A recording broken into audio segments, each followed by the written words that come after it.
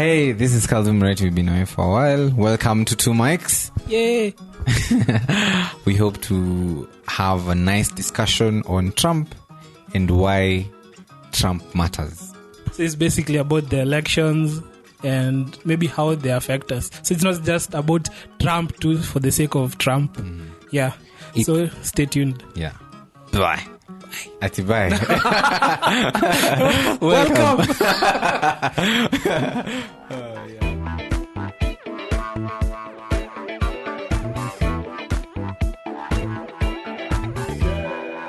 Anyway, so welcome to today's episode. I'm joined by Chai. I'm trying to start a podcast and you're asking for tea. What? Oh yeah, for tea. Today we are serving American tea. Like what happened with Trump. So Tito, let me ask you, who are you supporting in this previous election? Trump. Trump. You're supporting Trump. Yes. What happened? Why? Explain to me.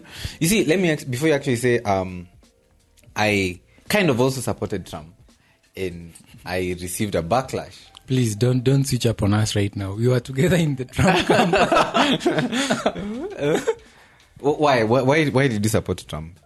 There is first of all the conservative front, which I think it's more of supporting the Republicans even more than Trump, because so I think that's the strongest factor. And then I think Trump brings something different to the table. He has a certain alphaness to him. What? An alpha male. Yes. So you want to say all these other presidents were Kina Obama, all of them were beaters. They're not alpha. No, I think Trump is an alpha in a very interesting way. Yeah, like he doesn't give a damn. He doesn't care. He does not care about the decorum. I don't know a president should have. Not that I support that 100%. I think some level of decorum is nice, but he's not your typical politician who's all just about words. Yeah, for me, I feel like he's someone who's about action and results. But now you see, now the thing is, an argument that people have been having against him is the fact that it's a bit. In fact, I had a very long, I would say, discussion on Instagram with someone. Instagram is the weirdest place to have a discussion with someone. That was not a discussion. If it happened on Instagram, trust me, there were very long compositions that were typed, and she is a conservative Christian, and she was surprised that I mentioned that I was supporting Trump because her concern was the things that quote unquote Trump stands for, misogyny apparently. Apparently Trump also stands for misogyny. Yeah, misogyny. And Biden doesn't. Just let's continue. Let me give you my point. Okay. So she was of the opinion that that Trump doesn't look or sound or produce things from his mouth and his actions that a Christian embodies. She was of the opinion that through his actions, Christianity has been brought to disrepute. And she was surprised that someone who claims to be a Christian can support Trump. So what do you think of now these issues of people who would question Trump's character as a deal breaker for a choice of president? My response to that is running a country is not just about the personality and character. Running a country is about policies. It's about the decisions that are made, decisions about taxes, decisions about running the economy that affect people.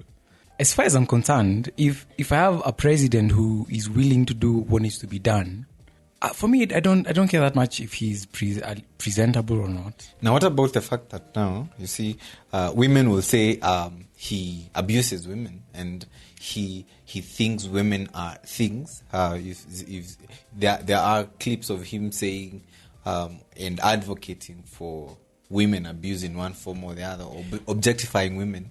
You see, now, to very many people, this doesn't look presidential. And remember, as a president, you have a responsibility. Maybe Kevin Kabingu can respond to this. A president, you have a responsibility to inspire. It's not just about leading. It's not just about, making policy that brings jobs, blah, blah, blah, but also inspiring hope in the community, inspiring people to love being citizens of the country. So, in that respect, how do you think Trump fared?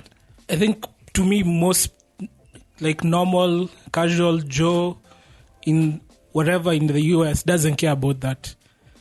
Most of them actually think Trump is better because he actually doesn't act presidential. He acts like, I know this kind of person. But you see, Kevin, I would say Trump's base is what would agree with that statement. But the fact that a majority of Americans have worked to defeat him in such big way could be an indicator that it was his unpresidentialness might not be a broader thing that appeals to everybody, but probably that appeals to just his base.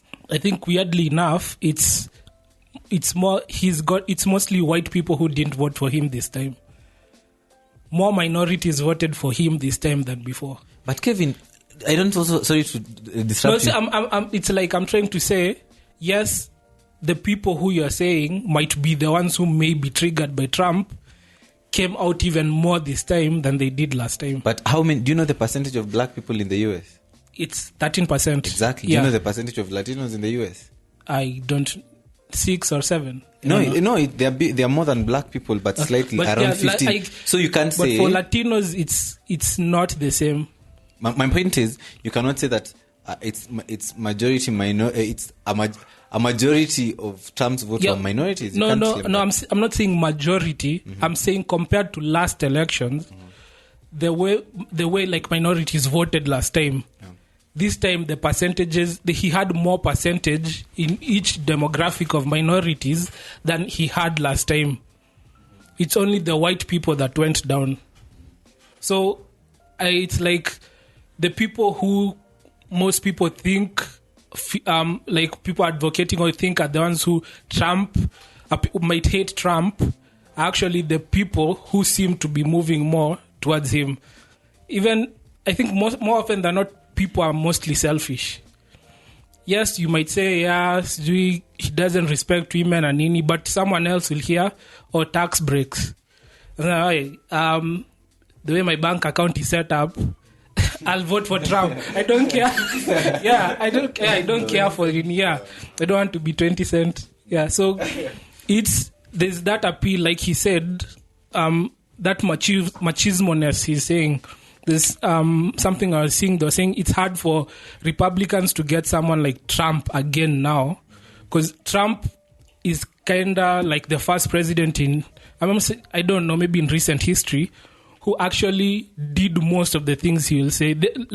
Things Republicans had been saying for years, Trump started doing. When he said he'll move the embassy to Jerusalem, Republicans have been saying that, he made it, he got it done. So for many people, even black people, you'd see sometimes black people saying, for once I'm getting jobs and all this during Trump's time. Yes, all you guys, I think they also feel there's that hypocrisy of saying, you guys are saying that Trump, he doesn't respect women and nini. We know this type of people. He's not perfect. That's what they'll say. And it's in USA, I think it all depends on who is the person being accused. Because when they're saying Joe is sniffing women, no one cares. Yeah. But Trump talks about women, he'll grab them by the... No. Yes. No, he said it. He said it. That is presidential talk. We don't need presidential talk.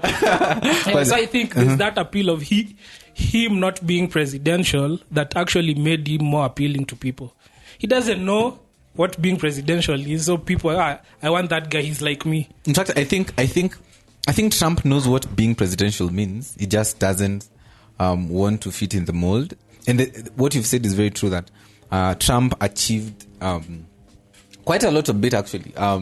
Because whenever I'm having a discussion with someone on Trump's achievements, on Trump, people focus so much on how he called Africa certain names. But the reality is Africa and Middle East countries are those whole countries. Whatever whole countries. I don't want to use presidential talk on the podcast. That's the reality. We are perennially, in every other time, voting for horrible leaders who run down our countries, who steal from us. We are, even ourselves, participating and aiding the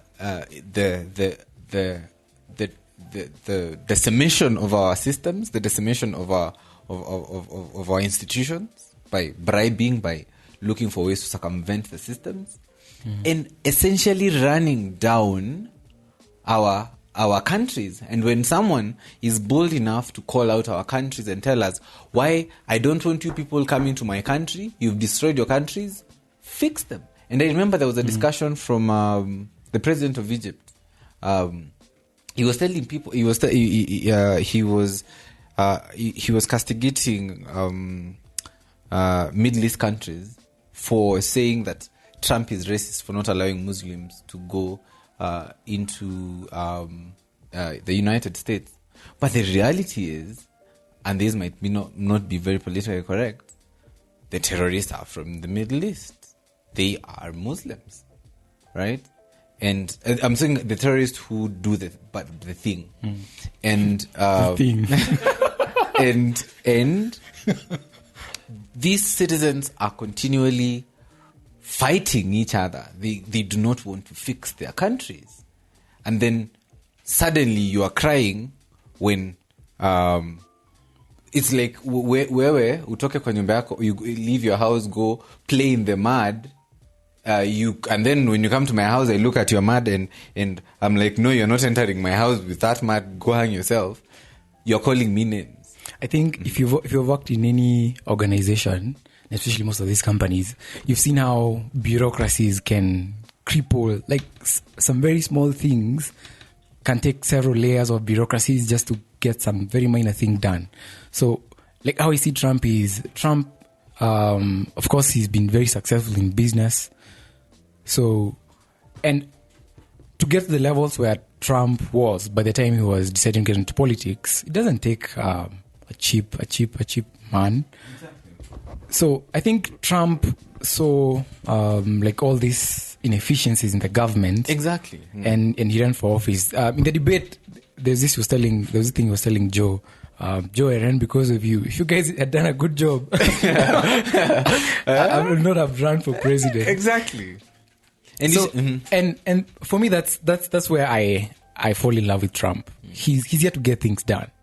And you see, essentially, I was reading some article that was saying that how the U.S. Senate and Congress was designed by the founding fathers, as they call them, was to essentially make them not work. They were designed that way to make sure that the Constitution isn't changed willy-nilly, to make sure that we are not creating laws that are making a president extremely powerful. So you find that a law, how their lawmaking process happens, is that a congressperson will, let's say a law is starting from Congress, for example, the House of Representatives. So a representative will draft the law.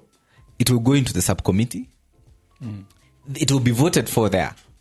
And many laws die there because if it doesn't get a majority in the subcommittee, it will not be discussed in the main house. So many laws die there. If perchance it passes there and goes into the House of Representatives, again there are laws on the majority that can pass it. After it has passed that, it's now passed to the Senate. The Senate, the same thing happens. So they can vote to pass it. And if they vote to pass it, it's handed to the president, who can veto it. Senate can veto the president's veto. Like, it's the founding fathers of the United States structured Congress essentially to be quote unquote ineffective, to make sure that we do not have tyrannical leaders coming up in the United States. And that's why Trump was an anomaly. Trump comes and he shakes everything up. He's looking for ways of going around Congress to get things done. And the beauty of Trump, and it's a challenge that Biden is going to realize, is that the moment you do not have a majority in Senate, because essentially Senate is let me explain why senators' terms in the United States are six years and Congress is 4 or 2 years, depending on how you look at it. Is the Congress was made to be senior. To be a congressman, you're supposed to be senior, to be older, to be wiser. So you're supposed to make decisions that are not necessarily popular with the citizens. Representatives are supposed to pass policies that are popular with the people, because you'll be answerable to them after 2 years. But now senators, they were elected to make sure that they are the parents of the United States. They will make decisions that might not be popular with the people, but are good for the country. So you'll find, so if you don't have a majority in Senate, essentially you might not get anything done, because if it's an appointment of officials, for example, they approve all presidential appointments. The president doesn't make the appointments willy-nilly at now ministers. Congress has to approve them, a majority of the Congress people. And that's why the speaker was saying that they are going to frustrate Biden, because unless Biden can get the two Georgia seats, he's going to be a very ineffective president. So my point is, the beauty of Trump's presidency is the fact that he looked for ways of going around Congress. Things that they have always agreed is what we do. It might not be in law, but this is how presidents usually go. Like now, this concession issue, it's not in law that a president must concede, but we kind of have always done this. So Trump is like, no, if it's not in law, go hang yourself. Okay, I wanted to say, on that concession issue, I feel like, you see, the US normally like to portray this image of America as this superior power, this mature democracy that should be able to lecture every other country on how to run around their affairs. So I feel like there's a good number of them who are embarrassed even about whatever Trump is doing, because they feel like this is such a stain on our, even when they are clear, there's clear evidence of fraud and election theft. There is no I'm going to stop you right there. There is no evidence that there has been. What do you mean there's no evidence? There is no evidence that there has been any election fraud. That's a fact. Because there has been evidence. No. You see, Tito, I'll tell you what. You never watched that video, did you? By Breabart, by these people who are Trump's trumpets. You see, the thing is, the reality is, if so, you watched another video by someone who doesn't support Trump. No. I've watched news of news. Listen, hear me out. Okay. Over 10 cases that have been filed in different courts in different states. Trump has lost 9 out of 10. One is still ongoing, as in the court has thrown them out because they are not providing any substantive evidence that there is a coordinated effort to steal the election. And number 2, the question becomes, if indeed Biden was stealing the election, so you want to tell me they were so careless to just steal the presidential election and leave out the Senate seats that were up for re-election, essentially making him a useless president? If I'm going to steal an election, I'll do what Magufuli has done, steal the presidency and steal all the positions that are going to make me an effective president. So, yes, they are saying that there has been theft, but there is no evidence that there has been a coordinated, widespread, Democratic Party-censored effort to rig the election. Because definitely there might be irregularities. Even in Kenya, irregularities come up even when someone didn't necessarily do it sent by the party. But are you saying dead people voting, that's an irregularity? And that's what I'm saying. My point is, dead people, if dead people... And it's not dead like last month or last week. It's people died in the 80s. Let me. So my point is... 170 years old. You see, Tito, I'm saying, and that's what I was saying. Sometimes you might find that people do... for example, let me give you an example. If someone comes and stabs people in Kino, I'm doing this on behalf because Uhuru did the thing, So my question becomes, what's with you on this thing? No, my question becomes, no. I'm asking, we cannot blame that on Uhuru. It's like, for example, the post-election violence.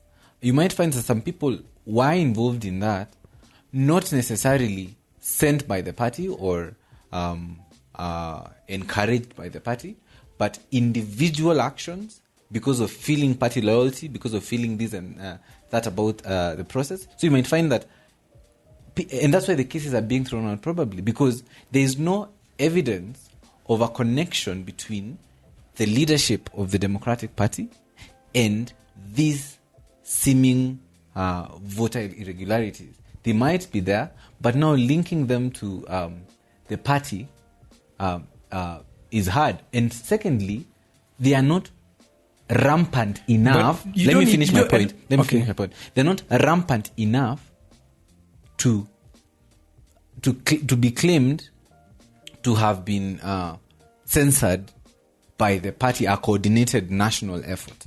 That's the point. I am a supporter of Trump. And then the other question also that people are asking, Trump is having an issue. Trump is having an issue with the fact that some states are counting ballots that came in after the deadline. The election date. But in states where he's won, where that is allowed, because essentially if a stamp says this was sent within the time frame of an election, yet it's delayed to get to the tallying station, Trump is against that. But no, in states where he has won, there is no dispute for that. So now the question becomes, are they really following the law? Because if you're going to follow the law, follow it across board. My concern with all this is we are getting all this from the media, and there's a very significant where would you rather get it of from? The media. From our prophet. Just listen. There's a very significant group in the media that is so much against Trump, such that even if there were actual evidence, it probably wouldn't make it to the TV. So I think we also need to check these biases that are in place. Do you think these biases are there? Do you think Fox News supports Trump? Well, I don't know. It is true, Fox is very pro-Trump, but also we've seen them cutting off Trump's briefings, and the spokesperson of Trump cutting her off because she's spewing. I don't say nonsense, but she's spewing hearsay without facts, because facts are very important. Lack of facts is very, very dangerous, especially coming from the highest office in the entire world. It's very, very dangerous for you to say those kinds of things without concrete evidence. And that is where I'm having an issue with Trump. I supported this. Let me tell you, I'm going to be very clear. Personally, one of the reasons why, and maybe our listeners might be wondering why we are so much pro-Trump, pro-American politics. Let me tell you why I think I supported Trump. No, you supported Trump. Yes. Trump is a vileful person. Honestly, Trump is not the kind of person you invite to your party. He's going to make people hate coming to your party because you make everything about himself. And I can't finish the bad traits about Trump. But when it comes to trade and how he handles countries, Trump doesn't believe in having trade discussions with blocks of people, blocks of countries. He wants individual countries. Kenya, we were in discussion with Trump for bilateral free trade area between Kenya and the United States. It would have brought very good opportunities for our country. Definitely would have gotten also a lot of agricultural products coming from the United States. But it would have been a very good opportunity to even going to the United States and living there. United States would be easier, and also the inverse, them coming also here. Like bilateral trade, a free trade area between the United States was going to be immensely good for our country. Tanzania and all these other countries, African community and African Union, was against this discussion because they felt Kenya is stabbing us in the back. We had an AGOA agreement. AGOA was now, I think, with Africa. AGOA is going to expire. So Trump was, we are going to replace AGOA with Kenya's discussion. So, like, why is Kenya doing the thing? Like, why are they going it alone? You know, why are they going it alone instead of, having a unified discussion? That's why I supported Trump. But honestly, I do feel like this rhetoric that he's spewing right now is very dangerous. I honestly feel that what Trump is doing right now is just in his alpha self. Like you can't just get something snatched from under your nose. But Tito, like it's the margin is too big. The margin is too big to have been stolen in Kenya. Raila, even when it's so clear, he just has to fight. He doesn't accept defeat, and that's a sole loser. That shows that's not a loser. No, that's a sole loser. That's not a loser. That's how Trump became the billionaire he is. You see, I agree. People think Trump is an idiot. He is not. That's why me and you are not billionaires. We are trying to. That's why you have a podcast. You do not become. You don't have a podcast because you're rich. That applies more to you than me. You don't have a podcast because you're rich. Trump is he's not a fool. He's very smart. He's a very sharp guy. Shrewd. Let's call it shrewd. Because shrewd... he's very intelligent. That's what I'm saying. Trump is shrewd. He might not be the most intelligent person, but he knows his way around business, he knows his way around economics, and he knows his way around making people play his game. He's very good at controlling people's emotions. Deals. Emotions and he's very good at controlling people's emotions. That is true. That is true about Trump. But I'm just saying that this rhetoric that he's spewing right now is very dangerous, coming from the highest office in the world. Very, very dangerous. For me, I think if the law allows it, right?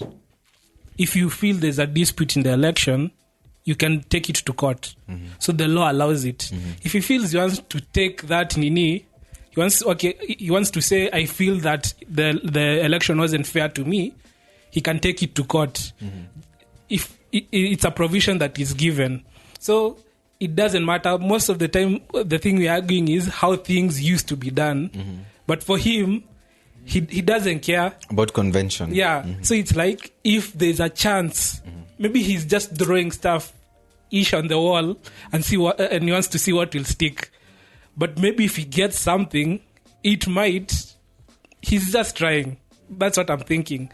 But if it's a provision, he can do it. So maybe until it happens or it passes, there's no point in arguing about it. He's just exercising his right. On a point, something you had said earlier about your Christian friend saying why you should support Trump, maybe from what I've read in the Bible, is most people who even God chooses are not necessarily the best role models we see in society. I think if you had met Jesus working with Peter, you'd be surprised that these are his disciples, because we read that Peter was a very foul-mouthed person. Was it? Yeah. Really? Yeah, they say he was a very foul-mouthed person because of the kind of environment they were in. But again, you see, he's not the president of Israel. But you see, he's grooming them. Yeah, because they're being groomed to be the people who will lead there. So that's just even one example. Most people who you see God choosing, I don't know how many people in the Bible can we definitively say this guy was a good person, even during the time Jesus or God was choosing that person. Very many people. It's very few. few. Many people. Very few. Adam. And he fell. After. I was just thinking from the beginning. And he was the pure. perfect one. If we were supposed to vote for someone, you'd have voted for Adam. But he fell. After. I'm But saying still- from the beginning. Yeah. So it's, at the end of the day, is checking which side, according to the kind of beliefs you have, which side will like help or will help propagate or help preserve the things you hold true to. You might say Joe is a good person, but you don't believe in abortion, you don't believe in... Exactly. Yeah, so still the things that it's like, is it the end justifies the means? Sometimes you have to look at it in that way. Again, you see, and maybe that's the next thing we are going to usher into speaking about, but let me just allude to it. The thing is, when you look at a Christian ideally should support the Republican Party. And let me explain why. I know, stop opening your mouth. I'm saying that the fact that the Republican Party upholds conservative views on most issues around abortion, about LGBT, around Christianity in general, trying to, of course, they religious freedoms. And that's what I told my friend that we're having the discussion with. That, yes, Trump might smell, he might not be the most beautiful looking, morally, president. Yes. A polished, no. Okay, he might not be the most crafted president for that role, but at the end of the day, the policies that he stands for, the policies that his base is voting him for, as opposed to the policies and the position that Biden and the Democratic Party stands for and the base is voting them for, those things that their bases are going to hold them accountable to and make sure that they uphold, it would make sense for a Christian then to support a conservative leaning president. I think it only makes sense. And so to me, as a Christian, I would say that it made sense that Trump would be an obvious choice. And also back to the point you had said earlier on how America has a bigger influence in the scope of the whole world. So that happening there also will trickle down to this part because how influential they are. Yes. So it's not pushing a lot of agendas to countries that maybe we don't have any leverage when it comes to discussions, but you're told, do this so that we can do this other thing for you. So you'll also be invested in a way. That's why you're talking about it. Yeah. And as we finish, actually, you realize that also for black people, it was black people for the longest time have been, quote unquote, enfranchised by the Democratic Party, but at the same time, disenfranchised by the same party because they are made to look and feel like the victims and therefore vote for us, the Democratic Party, because we commiserate with your slavery rhetoric. We feel sorry for you guys. You see, the Republicans are the guys who are from the South, the ones that enslaved you guys. Whereas it was the Democrats, actually, if you follow the American history, who are slave owners. But that has caused black people to traditionally vote Democratic. But Trump comes and tells them, no, forget that story. Let's forget slavery for a minute. But let's try to see how we can empower you guys. Can we give you more jobs? Can we fund your historically black university HBCUs? Can we create an environment where you grow not just as a black person, but as an American, where we try to shift your identity to align more with the American story, as opposed to a system that is trying to push you to a cocoon of me, I'm black, and so these are my problems. But if you can create an environment where, for example, now one of the things that really helped the black people with employment is the tax relief that he passed, creating more jobs for people, not just for black people but everybody, so that now we are enfranchising everybody in the American success story. So to me that was very, very, very critical, and the fact that also that trickled down to our countries outside the United States, where he says we are not going to give you aid, but we are going to trade with you. We are going to come up with policies that will become business partners as opposed to donating partners. And that was very, very strong, and I really supported that. So my parting shot, yes, we have our BBI. So I know our listeners may be saying we should focus on our BBI because we are not Americans. But we are waiting for Chalo. Chalo is our BBI guy, BB guy. But anyway, seriously, American politics do affect us, and I think it's important that we kind of think, or at least think about them. We might not actively engage and involve ourselves in them, but at least thinking about them enables us to not be ignorant about the realities that are happening around us. Oh yeah, I think I agree with you. It's important to just have an understanding of what's happening in the most powerful country in the world for now. Tunakuja America. Africa is right. Yes, we know our economy is like half the economy of Nebraska, but not Nebraska. Nebraska.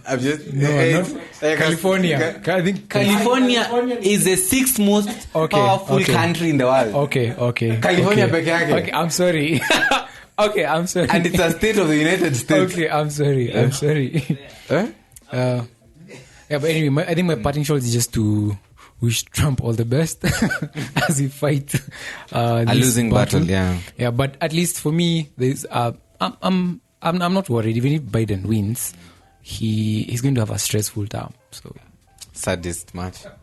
I like what happened because, for once, especially for Black Americans and many minority groups, I saw for once there was a move on their part to actually start questioning and thinking for themselves, if for lack of a better word, and actually it's like they're moving away from that identity of me being told that I'm being oppressed is what determines how I vote. So they're going more towards the issues that I care for are what pushes me to vote for the person I want. So maybe it's a start. It's something we'll start seeing more and more of, and I'm hopeful for the future. I hope Trump will run in 2024. He definitely will. And even if he doesn't run, I'm telling you, Trump is going to be the kingmaker for a very long time in the Republican Party. Anyway, thank you so much for giving us your ears for the time that this episode will run for. We usually don't know how long it will be. But thank you so much for your time. Hope to see you next time. Bye. And if you agree or disagree with us, please hit us up at Kevin Moretti. At Kev Moretti. At Kev Moretti. On Twitter. Tito116. For me, I don't like being bullied on social media, so I live for that. I breathe bullying. Yeah. So please hit us up if you think the stuff you want us to discuss more about. Please talk to us. Yeah. Bye.